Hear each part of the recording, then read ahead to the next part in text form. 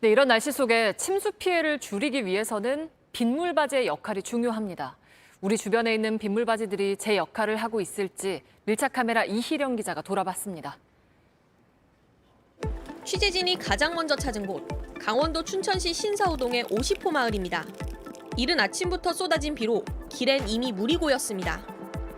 주택가 골목 안으로 들어와 봤습니다. 제 발밑에 깔개 같은 게 깔려 있는데요. 이게 뭔가 봤더니 열어봤을 때 이렇게 빗물바지가 나옵니다. 아예 덮어놓은 겁니다.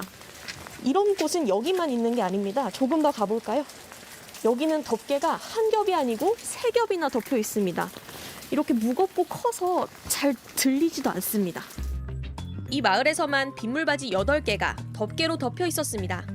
플라스틱 도마로 덮어둔 모습도 보입니다. 주민들이 어쩔 수 없이 덮어두는 거라고 말합니다. 가스고 냄새 때문에 다 덮은 거예요. 엄청 심해요.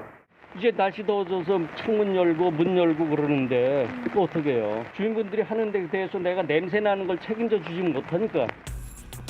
상가도 다니는 사람도 많은 서울 홍대 신촌거리는 어떨까? 다양한 모양의 덮개들이 곳곳에 보입니다. 한 거리는 빗물바지 7개 중 6개가 덮였습니다. 한 상가 앞 시설물입니다. 시설물의 곳곳을 보니까 이렇게 담배꽁초도 많고 쓰레기들로 가득합니다. 이 시설물이 쓰레기통이 아닌가 싶을 정도인데요. 근데 사람들이 이렇게 쓰레기를 많이 버리다 보니까 빗물바지에 버리지 못하게 이렇게 아예 막아놨습니다. 그랬더니 여기로 들어가야 할 물이 통과를 하지 못하고 다른 곳으로 흐르고 있는 상황입니다.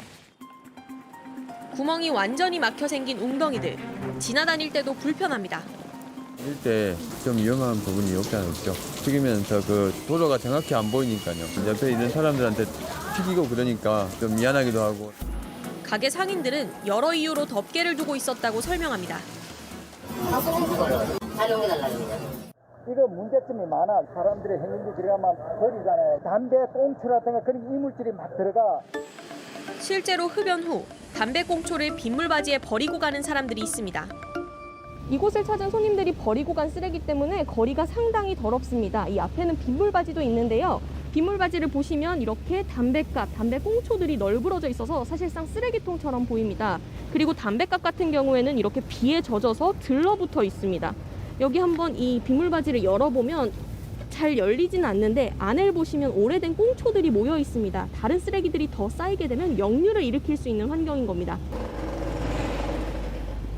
이곳이 금연구역이고 흡연하면 과태료를 부과한다는 문구가 무색하게도 바로 옆에 있는 빗물바지에도 역시 이렇게 담배꽁초와 담배갑이 끼어 있습니다. 쓰레기가 가득 낀 빗물바지를 직접 열어봤습니다. 흙 사이에 담배꽁초가 가득합니다. 몇 번을 긁어내니 배수덮개가 겨우 보입니다. 이 한 곳에서만 담배꽁초가 90개 넘게 나왔습니다. 장마 대피 많이 오면은 물이 좀 넘칠 텐데 이 쓰레기들이 같이 떠내려가니까 좀 물도 더럽게 느껴지고. 국립재난안전연구원 연구 결과 빗물바지의 3분의 2가 막혀 있을 때 침수되는 높이가 덮개가 없을 때의 2배를 넘었습니다. 완전히 막혀 있을 땐 약 6배 높았습니다. 또 흙과 나무 뿌리만 있을 땐 잘 빠지던 물이 쓰레기가 있을 때는 금방 역류합니다. 철저한 관리와 시민의식 모두 중요한 겁니다. 1cm도 되지 않는 비양심이 모이고 또 덮였습니다. 나 하나쯤이야 생각하는 마음으로 버리고 덮는다면 그 결과는 결국 우리에게 돌아올 겁니다. 밀착 카메라 이희령입니다.